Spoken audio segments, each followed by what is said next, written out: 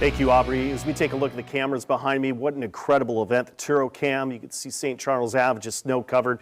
You get the Hyatt Regency cam. This is something you don't normally find here at all. And you see that we've got that Superdome covered in a blanket of ice and snow in there too. But what I am going to show you is what we have in the way of. We need to think of a few things here. First, clearing the snow away right now before we get the deep freeze and everything is into a big ice cube. Also, you got to think about frozen pipes. But also on here too, I'm talking about learning to walk like a duck, because I want you to stay safe. The thing is here, you need to start walking like one of these, walking like a penguin, walking like a duck.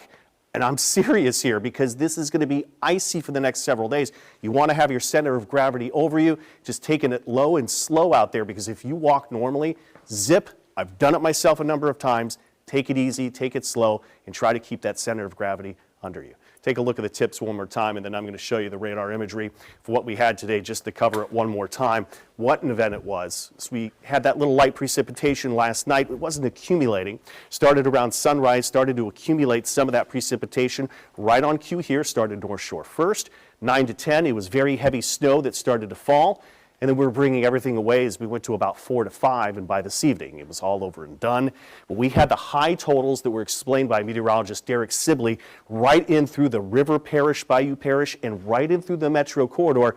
That bullseye was some 6 to 10 zones, but a widespread 4 to 8. And then the farther north you went, the farther to the coast you went. Those were right on with the totals and the cues that we had been discussing and talking about here too. So where do we stand right now with the real-time temperatures? We are already cooling off quick. 25 already into Slidell, 23 Bogalusa, 29 already here. So we're well below that 32 freeze point. Still a strong wind at Lakefront too. And then it makes it feel even colder. Those wind chills into the teens. I'm sure we're all in right now. I don't think a lot of us are having to use the duck walk right now as we're in. Still probably going to be in through the majority of that Wednesday. Real-time temperatures below 0 to the Midwest. They had wind chills below all the way to about 30 to 35 below. So that is still the core of the cold Arctic air that is yet to come in. And that's first things first. That's that next Arctic blast and the extreme cold warning that is in towards tomorrow morning here too. Look at the bigger picture and at least where that system was, and that system really far south. Put that rain shield and precipitation shield so far away from the actual center of the low. There's that really frigid Arctic air. Let's take you into it because I'm going to show you this is here for a while, and I really think it unfortunately might be several days inside for many of us here. So the lows tomorrow morning, 12 Bogalusa, Hammond, 14 to Holman, 21 here, 19 Belle Chasse. We discussed that this is a risk of pipes freezing, running that stream of water here tonight. We got to do that, and also keeping warm, keeping safe. And the extreme cold warning, because we could be as cold as feeling like 6, so that's why we've got this first ever alert.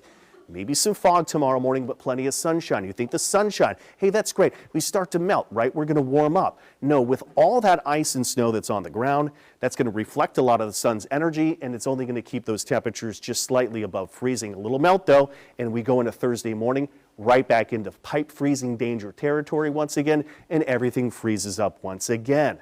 We get into Thursday, cloudcast here, plenty of sunshine, still a lot of that energy reflected back. We're into the 40s here. There's some more melt coming in, but look what happens going into Friday. We are still well below freezing here. There's the potential, if we don't evaporate everything before then, we're still talking periods of ice going into Friday.